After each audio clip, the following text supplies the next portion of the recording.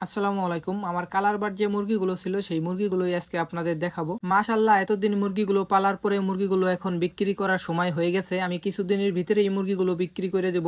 আর আমার মুরগিগুলো এতদিন পালন করছি, আমি এতদিন পালন করে আমার মুরগিগুলো খাবার খাইছে। আমার এখন তামাত আর কি 150 কেজি খাবার খাইছে, মানে 3 বস্তা খাবার খাইছে। 50 কেজির 3 বস্তা খাবার খাইছে আমার মুরগিগুলো। 100 কালার বার্ড মুরগি মানে বেচার উপযুক্ত তামাত আসা তামাত আর কি আমার 3 বস্তা খাবার খাইছে। এখন আপনারা যদি 100 মুরগি পালন করেন, যদি ভালো দাম পান, তাহলে ভালো কিছু টাকা এখান থেকে লাভবান হইতে পারবেন। আর আরেকটা বিষয়, আমারে অনেকে বলতে পারেন যে ভাই আপনার এই নিচে মাছল আছে, তারপর আপনি চট দেন কি কারণে, মানে মশারিটা দেন কি কারণে? এই মশারিটা দিয়ে আমার এই জন্যই যে আমাদের এখানে ফাঁকা জায়গা, আর ফাঁকা জায়গা মানে চক পাথারে খাটাস থাকে বেশি, এটা আপনারা জানেন। আমি যখন আগে মুরগি পালন করতাম তখন আর কি এই চটটা দেওয়া ছিল না, এই মশারিটা দেওয়া ছিল না, এই জন্য আমার ফার্ম থেকে খাটাসে মুরগি নিয়ে গেত। যখন আমি এই মশারিটা দিলাম তারপর থেকে আর আমার এই খাটাসে মুরগিগুলো নিতে পারে না। মূলত এই জন্য এই মশারিটা দিয়ে আমার ফার্মে, তাছাড়া অন্য কোনো কারণ নাই। আর আমার মুরগিগুলোকে আমি কাঠের গুঁড়ো এই জন্যই দিছি যে মুরগিটি পায়খানা করে, পায়খানা ভিজা থাকে, যদি আমি কাঠের গুঁড়ো দেই তাহলে করে পায়খানা মানে শুকাই যায়, শুকাই যাওয়ার কারণে আর এই জায়গা মানে অতটা গন্ধ হয় না, এই জন্য আমি কাঠের গুঁড়ো গুলো দিই। এখন আপনারা যদি 100 মুরগি পালন করতে চান, কেউ 100 মুরগি পালন করতে পারেন, কিংবা আর কিছু মুরগি বেশি পালন করতে পারেন। যদি 100-200 মুরগি পালন করেন তাহলে দেখা যাবে মানে অতটা গন্ধ হবে না, এমনকি এই জায়গা অতটা আপনার পরিশ্রম করা লাগবে না, মানে আপনি দেখা যাবে ভালোই কিছু একটা লাভজনক হইতে পারবেন যদি মুরগিগুলো আল্লাহ বাঁচায় রাখে। আর আপনি যদি বেশি মুরগি পালন করতে চান তাহলে করে আপনার এই জায়গা অনেক কিছু জানার আছে, অনেক কিছু জাইনে শুনে যদি আপনি পালন করেন তাহলে অবশ্যই আপনি সেখান থেকেও লাভজনক হইতে পারবেন। আর আপনি যদি কিছু না জানেন, যদি বেশি মুরগি পালন করেন তাহলে কিন্তু আপনি মানে লস হবেন, এরকমই একটা